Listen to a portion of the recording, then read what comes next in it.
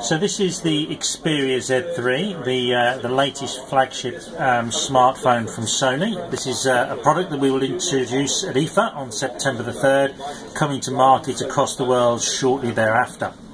So as our latest premium Z series product, perhaps let's talk about the design to start off with. If I turn the product around, you can see it has the familiar Sony Omnibalance design. It's a single metal piece running down the side there and the metal on and off button.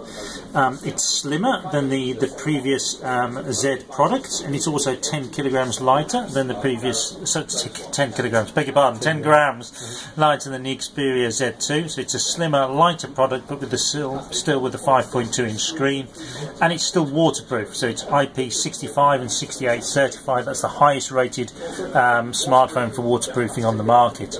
Perhaps one little piece of the design to draw your attention to here is the corners. You can see there's a metal frame running around the corner until we get to the corner here. This piece is actually of nylon. So why have we done that? Why not make a solid metal frame? And the answer is, or the truth to that lies in the way that people drop smartphones, which happens from time to time. You may well drop your smartphone on the corner. That's where you usually do. If it's aluminium, it'll deform.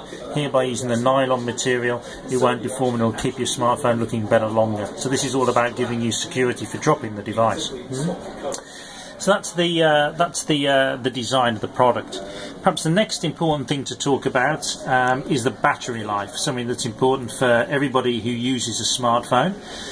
We know people want better and better battery life, and with Xperia Z3 we can deliver you 2 days battery life in normal usage. This is partly because of the Qualcomm 801 chipset, the 2.5 gigahertz quad-core processor inside that enables us to be more efficient, but also our screen technology. Here we have a full HD screen that is very efficient in its usage of power, that gives you the longer battery life. So 2 days battery life. As you'd expect from a Sony smartphone, it has all our audio-visual expertise inside. On the camera, I just turn it over, you can see we still have a 20.7 megapixel camera with the Sony G lens. What we've improved is the sensor. It is now ISO 12800 rated. In real money, that means the sensor is much better light sensitivity, which means you can take much better pictures at low light. So stronger low light capability, the same low light capability as a digital still camera, and a higher light sensitivity rating than any other smartphone. Have you made any changes to the software interface, or is it just standard, the same as? So this is the familiar, actually the familiar Xperia software interface. So no major changes here. You can see the blue background here. If I open the app tray, you can see, and the 4 key icons that run along the bottom there: the Walkman application, album application, movies, and PlayStation application. Very much similar to what you've seen elsewhere. Perhaps the PlayStation application is worth talking about. So we've made step-ups here in the design, waterproof product still, step-ups in the camera, but one major step-up is in the PlayStation capability. So with Xperia Z3 and only Z3 products, you can actually play PlayStation 4 games on your smartphone using a functionality called PlayStation 4 Remote Play. Essentially that means if you have a PlayStation 4 at home and you want to play your PlayStation games but somebody else is using the TV, you can still play your PlayStation games by using your smartphone. As long as your PlayStation and your smartphone are connected to your same Wi-Fi network at home, get your DualShock 4 controller out, you can start playing and use your smartphone as the screen. So really a really step forward in the gaming experience. And that will be coming in November, is it? That will be coming in November, so shortly after the launch of the product, but for people with a PlayStation 4, a really great way to extend their gaming experience. For those of you who don't have a PlayStation 4 but still enjoy listening to music, important step-ups in the audio capability. So this device enables high-res audio, so if you really want to listen to music as the artist intended, you can listen in high-res audio, but maybe you don't have a high-res audio file, maybe your music is a MP3 file.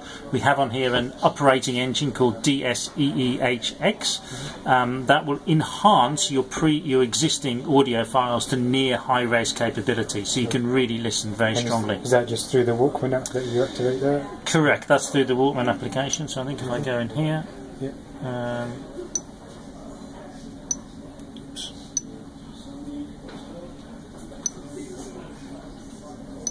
settings, sound effects. So we should be able to Vera's audio's in there. Yeah, high-res audio is down so you there. just have to tick the box. Yep, and then you can play with high-res audio if I tick the box here. Clear Audio Plus remains in here as well. Okay.